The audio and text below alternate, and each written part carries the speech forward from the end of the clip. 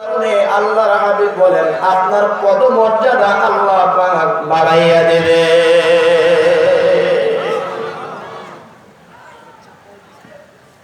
এগুলো বিশেষ কারণে আল্লাহ পাক বিসমিল্লাহর শুরুতে বা দিয়ে আল্লাহ পাক বিসমিল্লাহ শুরু করেছেন। আপনারা বলতে পারেন হুজুর বিসমিল্লাহর মধ্যে তিনটি আল্লাহ পাকের নাম রয়েছে, তিনটি আল্লাহ পাকের নাম রয়েছে। আল্লাহ পাকের নাম গুণবাচক নাম হলো 99টি। জোরে বলেন কয়টি? একটু বাড়াই। গুণবাচক নাম আল্লাহ পাকের কয়টি? আরো জোরে বলেন, আরেকটু জোরে বলেন। 99টি নাম হলো আল্লাহ পাকের গুণবাচক নাম। 99টি নামের মধ্যে আল্লাহ পাক বিসমিল্লাহির রহমানির রহিম, বিসমিল্লাহর মধ্যে আল্লাহ পাকের নাম কয়টা নিয়ে আসা হয়েছে বাবা? তিনটি নাম নিয়ে আসা হয়েছে। জোরে বলেন কয়টা? আপনারা কি আমার কথা বুঝতেছেন? তো কথা বলছেন না কেন? বিসমিল্লাহর মধ্যে আল্লাহ পাকের তিনটি নাম নিয়ে আসা হয়েছে। তিনটি নাম আল্লাহ পাক এখানে কেন নিয়ে আসলেন? এর মধ্যে অনেকগুলো হিকমত আছে বাবা। অনেকগুলো হিকমতের মধ্যে দুই একটা হিকমত আমি বলেই আমি বয়ান সামনের দিকে নিয়ে যাব। মানুষের জিন্দেগিতে তিনটি সময় থাকে, তিনটি সময় থাকে, তিনটি কাল থাকে।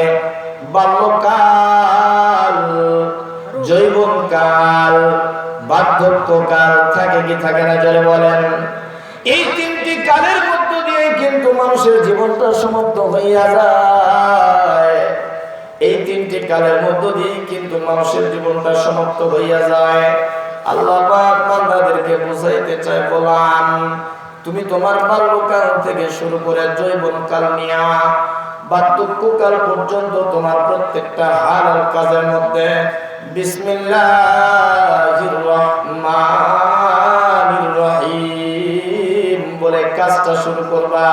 আমি আল্লাহ পাক তোমাকে বিনা হিসাবে জান্নাতি বানায় দিব। জোরে বলেন সুবহানাল্লাহ।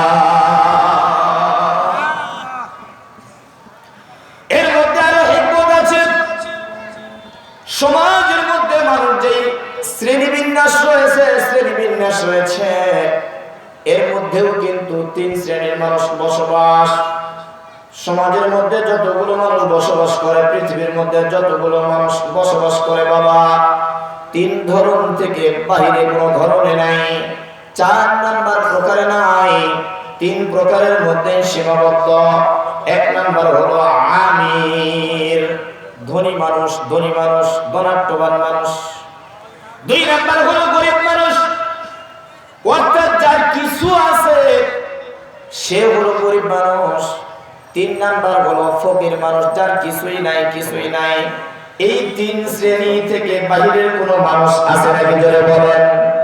আল্লাহ পাক বুঝাইতে চায়, গোলামরা শোনো, তুমি ধনী হও, মধ্যমপন্থা হও, গরিব হও অথবা ফকির হও, যেই অবস্থায় তুমি থাকো না কেন, ধনী হলেও আমি আল্লাহর গোলামি তোমাকে করতে হবে।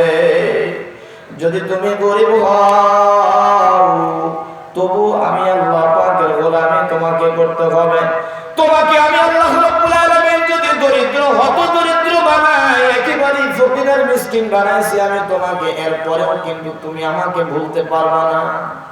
জোরে বলেন কথা ঠিক কিনা? আল্লাহ পাক বুঝাইতে চায়, গোলাম ধনী হওয়া এটা তোমার কোনো জ্ঞানী কাজ না। এটা আমি আল্লাহ রাব্বুল আলামিন তোমাকে ধনী বানাইছি, তাই তুমি হয়েছো। তোমারও 2টা হাত আছে, অন্য মানুষেরও 2টা হাত আছে। সমাজের মধ্যে তাকায় দেখো, তোমাকে আমি আল্লাহ রাব্বুল আলামিন যেমনি ভাবে মান সম্মান দিয়েছি, একই ক্যাটাগরিতে একই মানুষকে আমি আল্লাহ তাআলা জিল্লতের মধ্যেও ফলাইছি। জোরে বলেন কথা ঠিক কিনা? এই জন্য বান্দা তুমি ধনী হও অথবা গরিব হও অথবা ফকির মিসকিন হও রে গোলাম, সর্ব অবস্থায় 3 শ্রেণীর লোকই যেন আমি আল্লাহ রাব্বুল আলামিনের গোলামি করে।